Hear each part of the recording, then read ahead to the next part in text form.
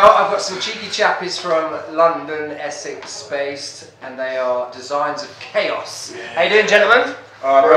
Please introduce yourselves and instruments played. Scarfy bass, Andy drums, Jay vocals, Dean tambourine, Diddy guitar, and tambourine. So this is your first year at Birmingham. You've just come off stage. Yes, yeah. How did you find it? That was a lot of fun. That was great fun. Fantastic crowd, really supportive. That was superb. good setting up. Like people, all good. Really smooth setup. All from start to finish. That was great fun. Yeah, absolutely. And it was quite an emotional event for you, really. And I suppose every gig since Chris's passing is an emotional event. I've read quite a bit about what you've said on your blogs and stuff, and and although it's a tragedy, it's also brought you together maybe a bit more. Oh yeah, definitely. You appreciate each other more. Yes. And you've drawn inspiration from it, I believe. Yeah, it's sort of. I mean, when it all happened, it put our whole world in turmoil. I mean, we were unsure whether to go on, what we were going to do. There was a lot of uncertainty to our future. But like his family were really the ones that said, he would not. I mean, it's true. He was always at the rehearsal. He was relentless. The guy, it was his life. He loved and gave back every ounce of his being towards the band, and never gave up. And we were like, well, he wouldn't give up, so we shouldn't give up, and we should do him proud by continuing his legacy, really. And we've known Andy for a good time. Him and Chris, very long-standing friends. Andy's obviously stepped in some big shoes Very big shoes. to do drumming duties. Size 15s. Yeah. So, have you found it really? To be honest, it's an honour that should have never have happened. If that makes any kind of sense. I didn't join first of all. I knew the fellas wanted to do a memorial gig for Chris. So I said I know Chris for a long time. We used to all play on the same underground circuit with the bands I was in, etc. And I sort of stepped up as, guys, if you want to do something for Chris and stuff, if you want me, I'm here. I can do it. And then we started playing. It was all going well because the first Chris's memorial gig was supposed to have been a bit sooner than when we originally did it. But for bits and pieces, life got in the way, bits and pieces. It was tough. It was horrible, to be honest. The first few times. It was a year near enough to the day of Chris passing. So that's what the memorial gig was, and it was horrible first of all. And these guys were obviously emotionally drained.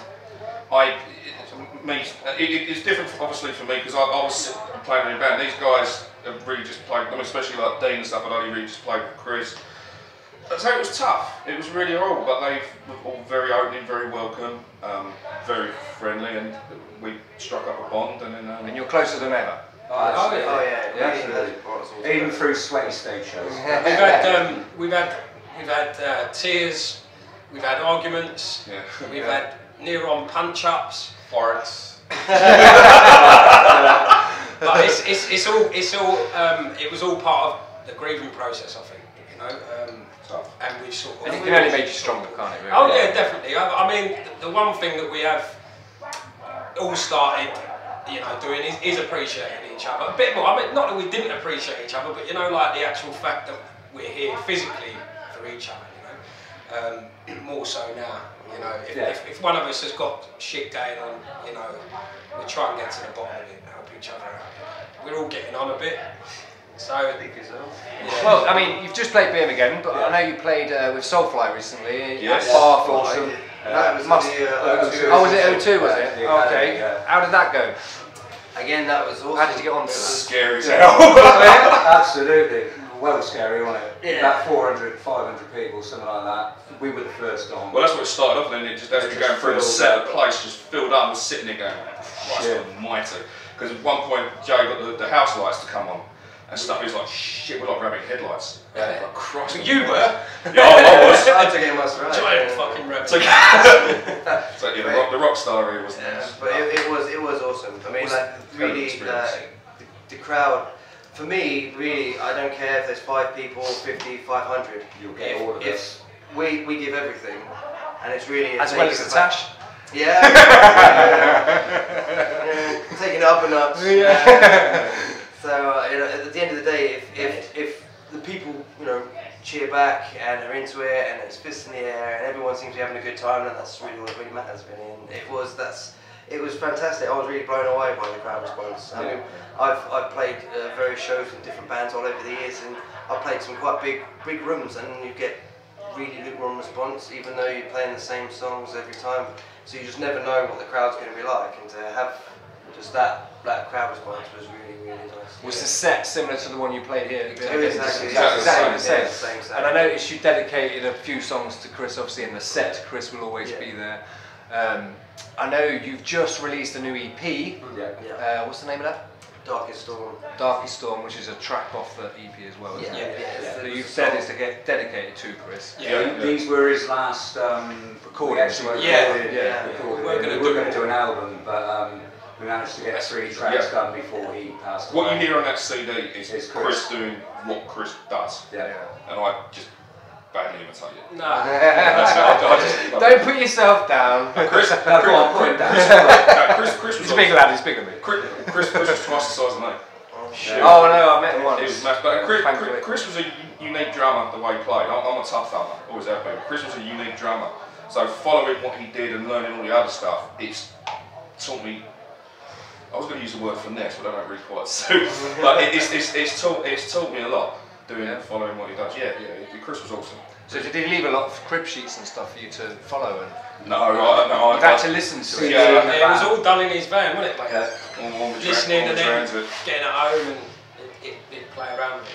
Because you do your own recording somewhere. One of you guys, JD, you're supposed to be the whiz as far as recording goes. So how do you find it? Yeah, it was Recording a lot of EP, work. getting the EP out. Yeah, no, it was a lot of work. I think we worked for around a year or so. But yeah, like, it was a lot of work, but it was fun. We had good times, bad times, scream at each other, punch each other, fart at each other, and then you have an EP. If only it was that easy. Just a lot of hours. He put in a lot of hours. We couldn't use it. Are you pleased with it? Absolutely. Yeah. So are you going to produce, because I know you was trying to record an album, are you going to now go ahead and move ahead? We're going to write more stuff now, get back in the studio, still do this set. The EP's got a lot of legs, it's been promoted around the world through Imperative PR, really nice guys, and we're just waiting to see what happens. Okay. A lot of good feedback so far. What you got coming up? We're playing with One Machine and Cremated on the 18th of September at the Barfly in Camden. Okay. That's just been confirmed yesterday, so looking forward to that. Ex-Testament members in One Machine, so yeah, it should be good after the Soulfly in this one, so see what happens. will we see you outside of London anytime soon? Wherever anyone wants us. Because you seem to like Barfly quite a lot, don't you? we were meant to do the Purple Turtle, but they were shutting down the day before we were playing. And so we ended up booking the Barfly, which was a lot more money, but it is what it is. Barfly's a nice little venue. Parking. It's just what we're getting offered, really. I mean, we've not really sort of gone out there to get shows in, if you know what I mean. They're just we got offered the Soulfly show. I know we've been Jason offered this from as well. One for Sorrow, and I phoned him up just for tickets. And he said we've been talking about gigging together for a while, and he used to play in a band with him years ago. And he said, I'll put you forward. So AMG Promotions said, yeah. Soulfly said, yeah. So there we were. It wasn't a bio. No, definitely. We made 24 quid. Bear in mind, this was 5-6 days before the show was due. It landed in our lap. You didn't even have a rehearsal, did we? No, we didn't practice since the last gig. We would just take them a little bit of a rest. No, it's just what we got offered. None of that buy-on business. No. We were very lucky, and it was. Yeah, we were on it as well. All right, and so for the future, then, where would you like to play? Bloodstock? Yeah, we'd be honoured to play that. Yeah, I think festivals are really the way to get your brand out there, to get people to see your band. Otherwise, you can play endless tours and you play to like 5 to 20 people, but you play at a festival. Like here today, I'm sure plenty of the people here may have checked us out because they'd never heard of us before online, turned up and saw us today and enjoyed what we did, and maybe we'll get some more fans online because of it. and I think festivals are really the lifeblood for, Yeah. for all bands, especially small bands. I mean, when I was 15, 16, I found so many bands through festivals. I used to live near Reading, so I used to go to Reading Festival every year. At the time, there wasn't as many festivals as there are now, but I used to go to all the Ozfests and the Downloads and stuff when they were in infancy. And just find so many bands. So, I mean, for us to play those sorts of venues as well would be amazing. We want to do more festivals. But Yeah, again, definitely. So which festivals would you like to do other than Bloodstock? oh, there's Leeds, loads. Reading, I mean, Wacken, Wacken, Wacken, Hellfest, Hellfest, Down. yeah, Heavy Fest. Well, hold on, don't whack and then get on a plane. Hammerfest. I actually saw Rainfall. I actually met Designs of Chaos, not Designs of Chaos. You met. We met them One for as Sorrow. well. One for Sorrow. They One played for Sorrow. Hammerfest. Yeah, that's it. Yeah, Yeah, I think we do well there. I think- yeah, Hammerfest. Grass Anything. Spot, love to do Yeah. Grass Spot. It's a great festival. Well, obviously, if anyone's watching on Yeah, yeah. YouTube, I mean, Hey, Andy doesn't mind travelling like in planes, but ain't get on plane. I'll bring the milk. We got to shave your Mohican in first. So 0800, please book us. DOC.com. Yeah, well done. Good plug. All right, guys. Enjoy the rest of your weekend. Who else are you looking forward to seeing? Oh, there's so many good bands over the weekend, so I have to think. But I really dig the Get To Good guys. Those They were Yeah, last yesterday. night. I've just caught the end of them. East Nice the place, guys. front, what a catch. Is Santa's it Rage. Empire Evil? They're like headlining tomorrow. So. Yeah. They're supposed to have something very special planned, and I'm interviewing Oh, yeah? them tomorrow, so hopefully Yeah. I'll get an insight on what they're going to plan. So anyway, thank you for talking to me, guys. Thank you very very much. much. Absolute pleasure. Thank you Thank very you. much. Bye bye. Nice.